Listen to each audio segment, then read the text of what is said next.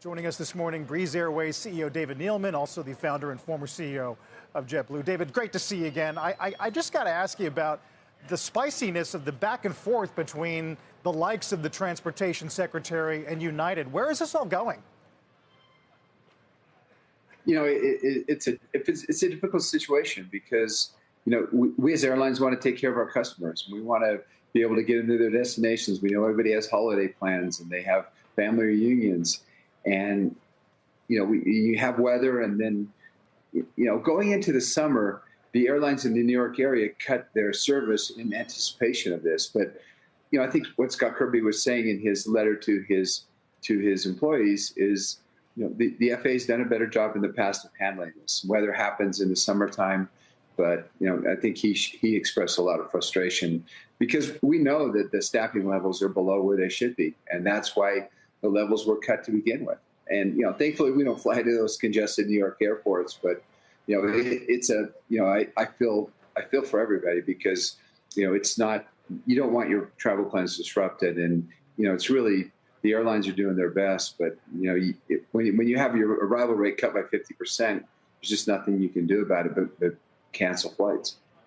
David, when you were the CEO of JetBlue, did you ever take a private jet when the weather roiled other people's travel plans? I mean, speaking of Scott Kirby, he's getting quite a bit of blowback from about taking a private plane, which he paid for himself, when other people were stuck all over. Well, you know, Scott's a really great guy. He's a good friend of mine, and, you know, I'm sure he had, you know, maybe a family emergency or something he had to get out for. So, you know, I don't want to comment on that. I just know that he cares a lot about his people, and he cares a lot about his passengers and making sure they get to the, you know, where they want to be.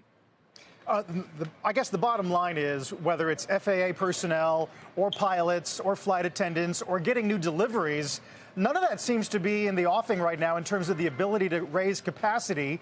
So does that mean that that fares, given steady demand, are not going anywhere down anytime soon? Well, it's interesting because, you know, if you look at 2019 and then you compare the revenue to 2022, you know, kind of pre-COVID, post-COVID, the revenue for the airlines was almost identical, but there were 130 million less people traveling. So fares are higher. You know, it just, they have to be because, you know, fuel is up and the other challenges, the wages are up. But, you know, we're still offering really low fares. We've got a $31 fare sale going on until midnight tonight, you know, for the month of August. So there's ways to keep fares low, and we're trying to do that the best we can. But certainly the trend on airfares are up. At what point, David, would you be concerned that airlines start acting in ways they did in the past when demand was huge, and that is increase capacity and take on even more debt? You know, I think for airline investors, they like the outperformance that airlines have given them this year, but they're concerned that airlines will return to their spendy ways of the past. Well, there's constraints on the industry. The inability to grow right now, we're coming from a couple of different places. You know, the manufacturers are having a very difficult time delivering airplanes. You know, we're going to get less airplanes this year than we were promised. Next year, we're going to get less airplanes than we were promised.